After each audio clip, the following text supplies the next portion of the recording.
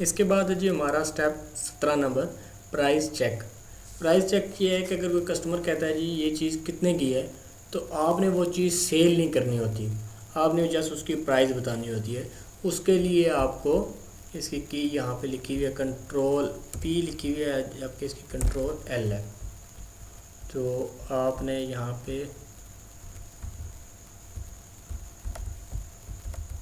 आपने control N का button press करना है, तो यहाँ पे INQ इंक्वायरी आ जाएगी। उसके बाद जो भी आप आइटम सेल करेंगे वो आइटम सेल नहीं होगा, जस्ट आपको यहाँ पे बता देगा कि ये 120 का है। ये कंट्रोल एल आपने प्रेस किया, उसके बाद आपने ये टूथपेस्ट स्कैन किया तो उसने कहा जी ये 80 रुपीज़ की है।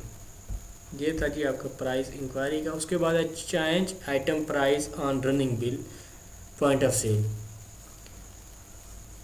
अब ये है कि अगर कोई आइटम आपने सेल किया, ये नॉर्मल उन स्टोर्स के ऊपर होता है जिनकी प्राइसेस फिक्स नहीं होती। अगर आपकी प्राइसेस फिक्स हैं तो फिर तो आप आइटम की प्राइस चेंज करने की आपको ज़रूरत नहीं पड़ती। लेकिन अगर आपने आइटम की प्राइस चेंज करनी हो, कम करनी हो या ज़्यादा करनी हो, उसके लिए एक तो F10 की यूज़ होती है और दूसरी F9 की यूज़ होती है। पहले हम आते हैं जी F10 की। F10 की आइटम सेल होने के बाद आप यूज़ कर सकते हैं। अब जिस तरह ये आइटम है, ये 120 का है, आप कहते हैं जी हमने इसको 110 रुपये का सेल करना है, तो आप यहाँ पे इसके ऊपर क्लिक करेंगे माउस के साथ या कीबोर्ड से आप F10 की प्रेस करेंगे। उसके बाद उस आइटम के ऊपर आपने क्लिक करना है। ये वाली प्राइस आपने डिलीट करनी है और जो नई प्राइस है वो आपने लिखनी है। ये आप कम भी लिख सकते हैं और ज़्यादा भी। F10 का ये है कि आप आइटम सेल करने के बाद उसके बाद आपने उसकी प्राइस चेंज करनी होती है। और F9 में आप पहले प्राइस डिसाइड करते हैं। नॉर्मली ये होता है कि आपने आइटम सेल किया और उसकी प्राइस आप कस्टमर के सामने जब चेंज करेंगे यहाँ पे ग्रिड में है, तो उसको महसूस हो जाएगा कि यार ये कोई प्राइस चेंज हो रही है। इसके लिए फिर ये है कि आप F9 का बटन प्रेस करें।